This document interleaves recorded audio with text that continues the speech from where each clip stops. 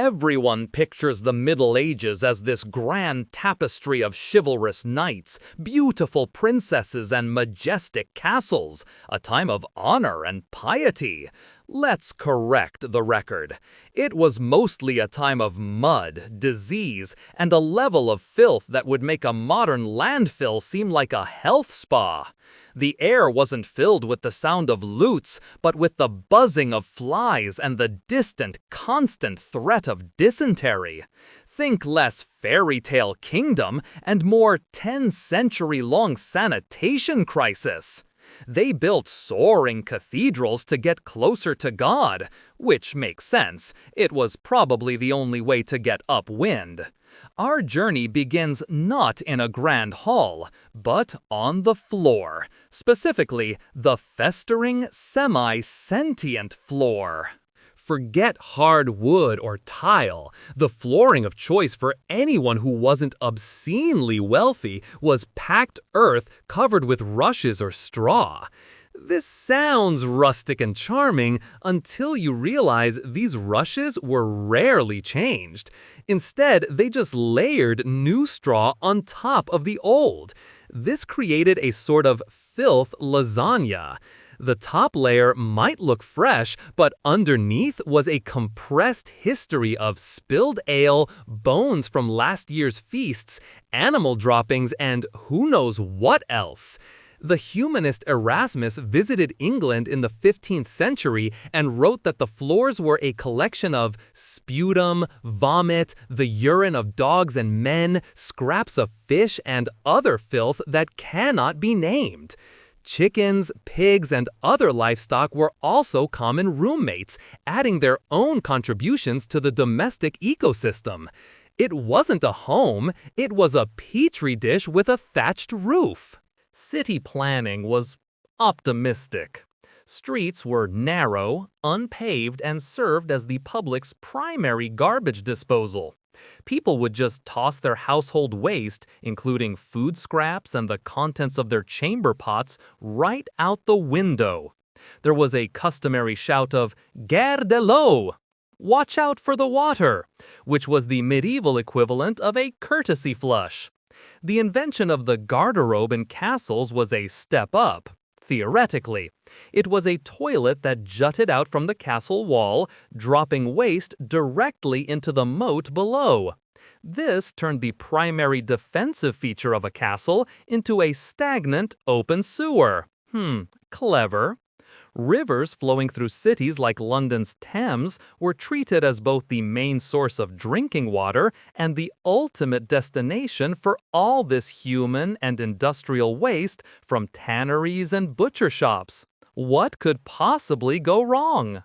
Now, the idea that medieval people never bathed is a myth. They did. The reality, however, is somehow worse. For most, bathing was a public affair.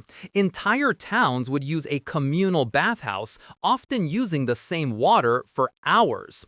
Think of it as a human soup, seasoned with the grime of everyone from the blacksmith to the baker. Cleanliness was a group project with diminishing returns. These bathhouses were also social hubs. People would eat, drink, and conduct business while soaking. Some even had musicians playing. Unsurprisingly, they also developed a reputation for being thinly veiled brothels, which is why the church eventually cracked down on them. Soap, made from animal fat and ash, was a luxury good, so most people just scrubbed with sand or herbs. It was less about sanitation and more about just getting the top layer of dirt off. If you thought their hygiene was bad, wait until you got sick. Medieval medicine was based on the theory of the four humors, which is a fancy way of saying they believed the body was a leaky container of four weird liquids: blood, phlegm, yellow bile, and black bile. Every illness was just an imbalance of these fluids. The cure? Rebalancing them, usually by removing some. This led to the star of medieval medicine, bloodletting.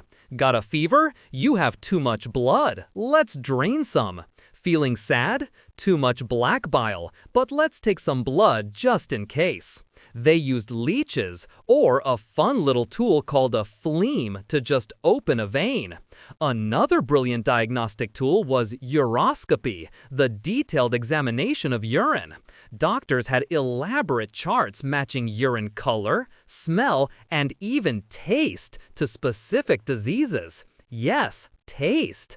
A sweet taste meant you had what we now call diabetes, so they weren't always wrong, just terrifyingly right for the wrong reasons.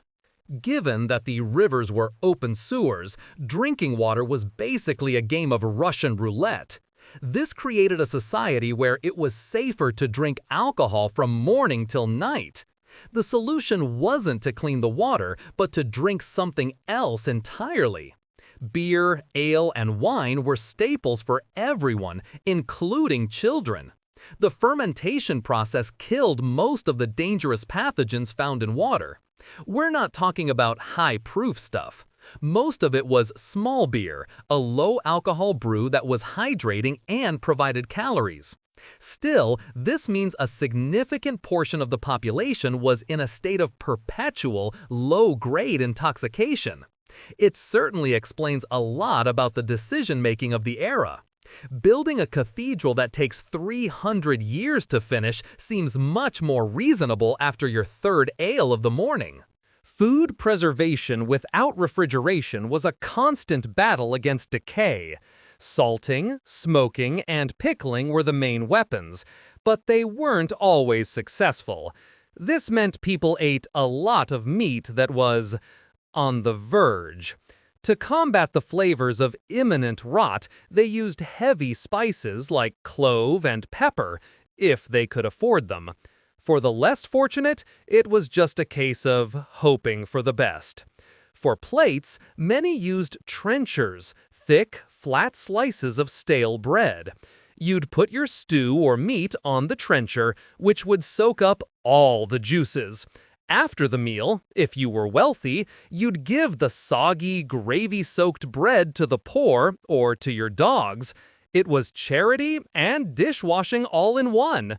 An efficient system, provided you weren't the one whose dinner was someone else's used plate.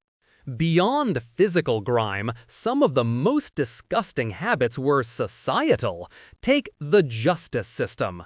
When a verdict wasn't clear, they sometimes relied on trial by ordeal, which was a way of asking God for a verdict because human judgment was apparently too much trouble. One method was trial by hot iron. The accused had to carry a red-hot iron bar for a set distance. Their hand was then bandaged, and if it was healing cleanly after 3 days, they were innocent. If it was infected, well, God had spoken, and you had a gangrenous hand. Another favorite was trial by water. The accused was tied up and thrown into a river. If they sank, they were innocent, and probably drowned. If they floated, they were guilty, because the pure water had rejected them. A real no-win situation.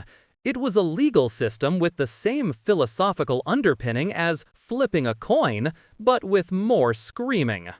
So yes, the Middle Ages were a marvel of engineering, faith, and art. They were also a symphony of smells, a festival of bacteria, and a masterclass in questionable life choices. It's easy to look back and judge them for living in what amounts to a biohazard, but they were working with what they had, which was a profound lack of germ theory and a surplus of religious conviction. They were resourceful, resilient, and remarkably good at surviving in conditions that would send a modern person into septic shock. Before we get too smug, it's worth wondering what future historians will say about our habits. Our mountains of single-use plastic, our bizarre food additives, our willingness to stare at glowing rectangles for 8 hours a day. Maybe every era just has its own signature brand of disgusting. If you enjoyed this video, please like, comment, and subscribe to our channel for more historical insights. Thanks for watching, nerds!